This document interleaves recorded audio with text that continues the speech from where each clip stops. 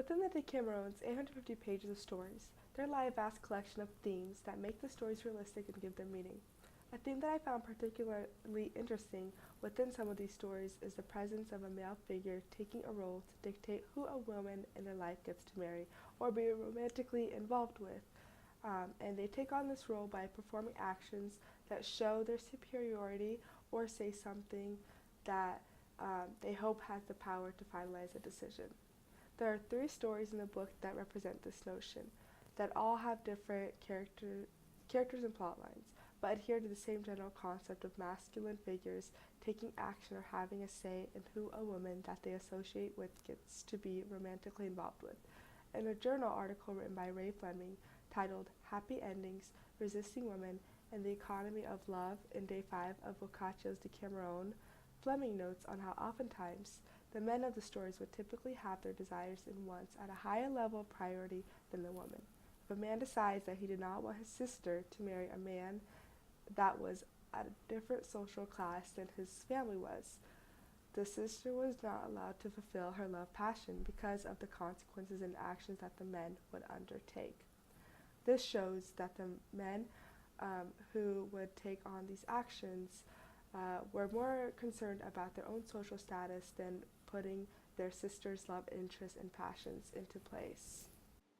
To capture different perspectives on the instances where women faced backlash on their love interest, I gathered up a few of my friends and had them read one of the three stories that demonstrate how a woman was talked down by a masculine figure about her love interest or actions were executed to prevent a love interest from being in their lives.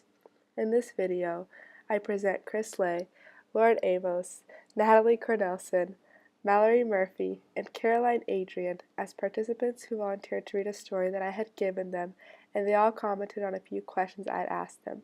The three stories include Day 4, Story 5, Day 4, Story 9, and Day 5, Story 9. In Day 4, Story 5, the synopsis that Boccaccio provides says, quote, after Elisabetta's brothers kill their lover, he appears to her in a dream and shows her where he is buried. She secretly digs up his head and puts it in a pot of basil, weeping over it for hours every day. But when her brothers take it away from her, shortly afterwards, she herself dies of grief. End quote. In Day 4, Story 9, the synopsis written by Boccaccio says, Messer Guglielmo Rosiglione slays his wife's lover, Messer Guglielmo Guadastagno, and gives her his heart to eat, but when she finds out about it later, she throws herself down to the ground from a high window, and after her death, she is buried with her beloved. In the other story, Day 5, Story 9, Boccaccio in the summary says, quote, in love with the lady who does not return his affection, Federigo de Gili Alberghi consumes his fortune, spending it all on courting her, until the only thing he has left is a single falcon. When she comes to call on him at his house, he serves it to her to eat because he has nothing else to offer her. Upon discovering what he has done, she has a change of heart, takes him as her husband, and makes him a rich man. End quote. My friends talk about their views on what they thought of the dramatic action that took place in the stories, how it related to today's society, and disturbing insights that they had noticed within the pages of the stories that they read. Let's look into what they thought about the men in the story. The brothers, well, I mean, they're awful, and they kind of move with this like collective like mindset. Like it's interesting because like they aren't like distinguished as individuals in the story except for like the older brother, but like Elisabetta or whatever her name is like very much an individual. So I don't know, they're just like awful and collective. I interpret the man as kind of seeing everything as materialistic, kind of revolving around objects and riches, other than actually like feelings, like caring for somebody. I think he's trying to find somebody that's looking for riches and wealth instead of like I don't know, like a true man with characteristics. So as we see, the men, because of their actions, are taken as individuals who care about their own worth a bit too much and are drawn to the idea that they can please themselves however they would like and not take the woman's feelings or thoughts into consideration. Let's take a look at how the interpretation of women was now.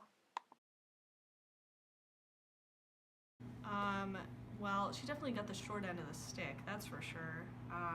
She seemed very much at the mercy of her brothers and like their decisions, and also like Lazaro and like whatever choices like they made together. Like I mean, they both took the downfall for that, but she was the one who like suffered for the longest. So I think she's the opposite. She doesn't care about wealth and riches. She's looking for a man to take care of her, a man that'll watch out for her and that will do anything, for her. Women can be seen as not getting much freedom in what they want. When a man interjects into a choice that the woman should have full ownership of having, she does not really get her way, except in the story on day 5. In this particular story, the lady is questioned by her brother as to why she's decided to marry a poor man and why she defends and after she defends her case for a while, they begin to accept her decision. What was asked of my participants next was their opinion on uh, if the men that had a say on the woman's beloved had a right to do so.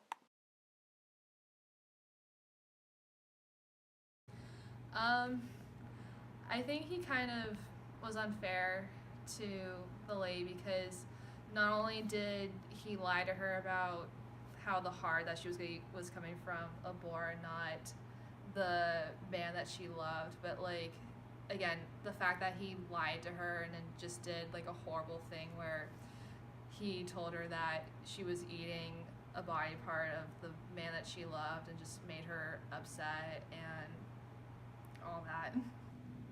I don't think so. I mean, it's her marriage. It's who she's going to spend her life with. So I think she should have the final say in who she gets to marry. I think that it's like really unfair because I mean, it's honestly none of their business because like it's her love life and it doesn't really impact them at the end of the day. So I think it's just really selfish they decided to take control of a part of her life when she's like her own human being that has dignity and can choose for herself what she wants to do. no, I mean, obviously not. But like at that time, I guess yes. But my question, I was puzzled why she like what societal norms or like restrictions were in place where she couldn't say, hey, like I want to be with this guy, and like I don't know, like why couldn't they have just like gotten married? You know, that would have just solved the whole problem, and instead they were like, I don't know. Since the 14th century, how have societal norms shifted? Nowadays, equal rights initiatives have been brought to light where the awareness and the inequality of how women are often overpowered by men has become more known, and societal rules are slowly changing to bring down this unleveled inequality between men and women. When there is a wrongdoing and a woman has faced an injustice, the stories often turn around to the woman facing a type of despair and leaving the men to face consequences of their actions. Justice is a topic that was discussed in my philosophy of ethics class, and I would like to bring up what I had read about of Michael J. Sandel's Justice book. Sandel describes justice as, quote, to achieve a just society, we have to reason together about the meaning of the good life, and to create a public culture hospitable to the disagreements that will inevitably arise, end quote. Since my friends got a glimpse of how societal justice did not seem to help them in their cases, let's see what justice would exist as in today's society with these following stories. I mean, he would go to prison for life, I feel like. And then I didn't really know what would happen about the 2 deaths. I mean, there'd be a lot of mourning, I think. And people would be out to get the guy who killed the other guy and practically his wife, so. Most likely, that person would be punished to the fullest extent of the law, more or less. I think also too, when more people would hear about that story, then they would become like disturbed and more disgusted by the act that they would want to make sure that this guy who committed that act to receive punishment that's necessary for the act that he committed it. I believe that it would be treated as, I mean, a murder. So like once she went to the site, found the body, she has like evidence, proof that like something happened to him. She could have gone to the police and like, hey, this happened, and then like the police would have been able to use like DNA, like forensics. Like in today's like society, we have technology that's able to do that, and then they'd probably be able to piece it together that it was her brothers, because the suspects are probably going to be someone that Lorenzo knew or was close to, and they would probably look at her family, her brothers, his family, and then I think eventually they'd piece it together and they'd serve time. To wrap this up, I would like to end with a statement about how these three particular stories, each in their own way, expressed ways that the women always had some input come from a man about a love interest in the life that detailed the existence of a patriarchal society that was heavy in the 1300s of Italy. I would like to thank all my wonderful friends for their inputs on the stories that I had them read so that I could intake their answers and see my focused topic in different viewpoints.